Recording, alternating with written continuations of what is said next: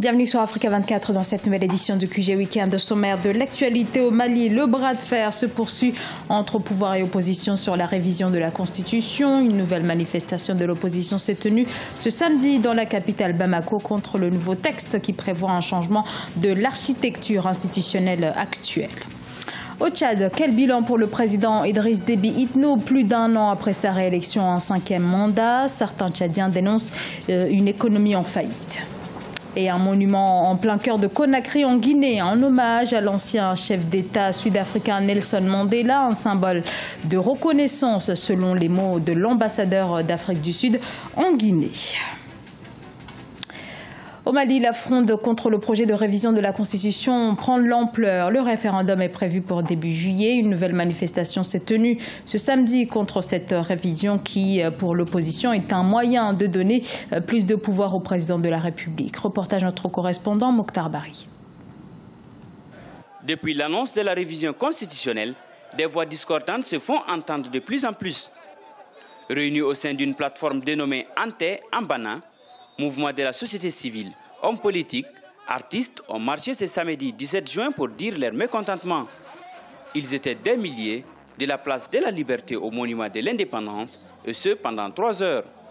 Ils crient leur ras-le-bol face aux velléités du pouvoir en place de modifier la Constitution. Nous voulons en fait qu'il n'y ait pas de référendum du tout. Le pays n'a pas besoin de ça. Le pays a besoin du bilan de Ibeka. Personnellement, je ne suis pas contre le principe de révision de la Constitution, mais je suis contre un tripatouillage. Et il y a un fort soupçon de tripatouillage sur le processus en cours. C'est pourquoi nous sommes sortis.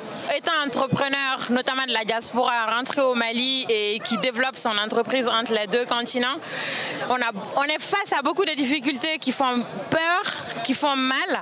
Et voir la jeunesse mobilisée aujourd'hui, c'est un message que la jeunesse lance aux gouvernants. Pour les organisateurs, le Mali n'a pas besoin d'un scrutin de ce genre en ce moment. Motif invoqué, l'insécurité qui sévit au centre et au nord du pays, mais aussi l'occupation de certaines zones qui échappent au contrôle de l'État. Pour nous, c'est un jour de gloire. Le peuple malien a montré qu'il peut être uni au moment les plus difficiles. Aujourd'hui, c'est la vie du peuple qu'il s'agit. C'est la vie de notre pays qu'il s'agit. C'est de l'avenir du Mali qu'il s'agit. Les jeunes du Mali, les femmes, les artistes, les intellectuels, même les chefs religieux et tous les partis de l'opposition se sont réunis pour montrer leur mécontentement et leur colère. Nous sommes en colère contre le tripatouillage de notre Constitution. Nous sommes en colère parce qu'on veut instrumentaliser notre Constitution. Nous sommes en colère parce que le président veut s'arroger des pouvoirs indéfinis. La plateforme créée il y a à peine une semaine entend amener le gouvernement à renoncer au projet de révision de la Constitution. La campagne pour le référendum, quant à elle, démarre ce 23 juin pour s'achever le 7 juillet à minuit. Voilà un an que le président Idriss Déby Itno a été réélu au Tchad pour un 5e mandat et c'est un bilan en demi-teinte pour le chef de l'État tchadien sur le plan notamment économique avec un pays qui subit depuis plusieurs mois une politique d'austérité. Ibrahima Djoumaba. Il y a 1 an et 2 mois, le président Idriss Déby Itno a été réélu à la tête du Tchad pour un 5e mandat. Lors de son investiture, il avait promis de diversifier l'économie tchadienne affectée par la baisse des cours mondiaux du pétrole. À cela s'ajoute sa promesse de renforcer les infrastructures sociales de base. Il avait notamment annoncé une couverture sanitaire universelle pour tous les Tchadiens. Entre-temps, la grève des fonctionnaires est passée par là. Cette crise a paralysé le pays durant plusieurs mois. Après sa réélection, nous n'avions traversé que des crises et jusqu'à là, on est toujours dans la crise financière, donc avec des crises sociales. C'est ça ce qu'on traverse depuis sa réélection jusqu'à aujourd'hui. Ces mesures prises ne sont pas celles qui peuvent résoudre définitivement la crise.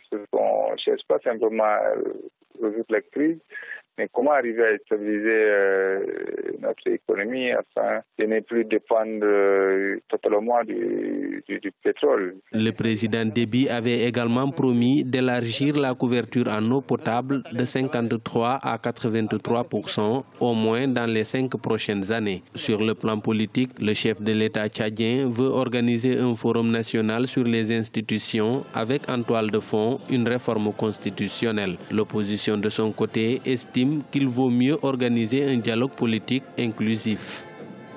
La réforme des institutions est l'une des promesses pour lesquelles le chef de l'État a été réélu. L'essentiel pour nous, partis au pouvoir, c'est de rendre nos institutions plus viables et dynamiques. Par conséquent, solliciter en ce moment précis un dialogue inclusif, c'est tout simplement être hors sujet. Sur le plan des infrastructures, le président Déby veut construire 3000 km de routes bitumées et un réseau ferroviaire qui reliera le Tchad au Soudan, au Cameroun et au Nigeria. Dans son projet de réforme institutionnelle, il veut doter les Tchadiens de l'étranger de sièges à l'Assemblée nationale et limiter le mandat présidentiel, sans oublier la justice, les forces de défense et de sécurité et l'administration publique. Même si le climat social est apaisé ces dernières semaines, la reprise de l'économie reste faible. La Banque mondiale prévoit une croissance du produit intérieur brut d'à peine moins 0,3% pour l'année 2017.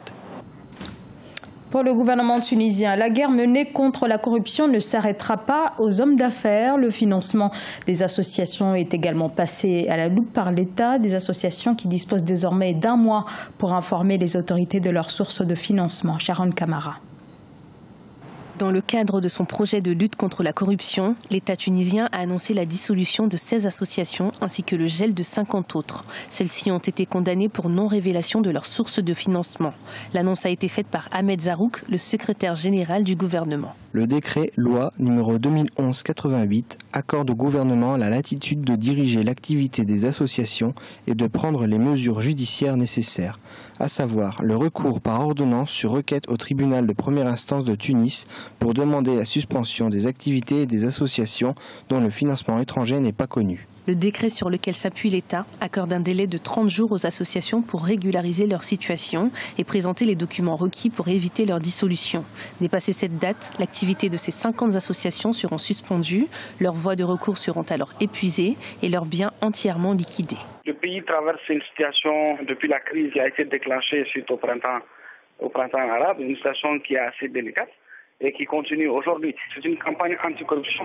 De toute façon, à tout moment, le gouvernement peut lancer une campagne anticorruption, mais au regard de la situation politique actuelle du pays, on se demande s'il n'y a pas d'autres agendas en dessous de la volonté politique d'engager cette campagne anticorruption maintenant. L'opération anticorruption qui se déroule actuellement en Tunisie est une promesse de campagne qu'avait fait le chef du gouvernement, Youssef Chahed, au moment de sa prise de pouvoir en août 2016. Celle-ci a véritablement démarré en mai 2017 avec l'arrestation et le gel des biens de plusieurs hommes d'affaires tunisiens. Au Nigeria, les importations de blé ont connu une hausse de 54% au dernier trimestre de cette année. Mauvaise nouvelle donc pour l'économie nigériane qui connaît déjà d'importantes difficultés. Cette hausse représente plus de 200 millions de dollars pour le Nigeria, 4e plus grand importateur de blé du continent africain. Nelson Mandela, érigé en monument à Conakry, la capitale guinéenne. Il s'agit d'une sculpture géante en aluminium.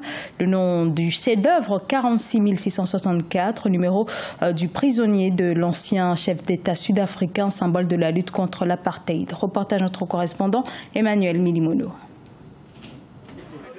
Impossible désormais d'entrer ou de sortir de la commune de Kaloum sans avoir à croiser le regard souriant de Nelson Mandela.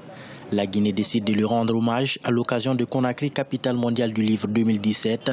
Et c'est à ce grand carrefour, le plus grand de la capitale, que son image est désormais présente.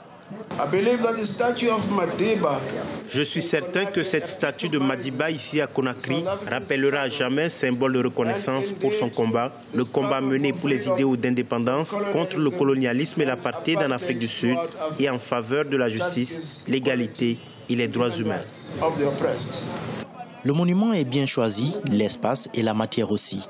Ce chef-d'œuvre est fait à base d'aluminium, un aluminium obtenu spécialement grâce à la transformation de la bauxite extraite en Guinée. Il est le don de la fondation SMB, la société minière de Bokeh, qui évolue dans l'exploitation de la bauxite en République de Guinée. Chaque œuvre, c'est 4 tonnes et la taille, c'est à peu près 4 mètres. 4 mètres.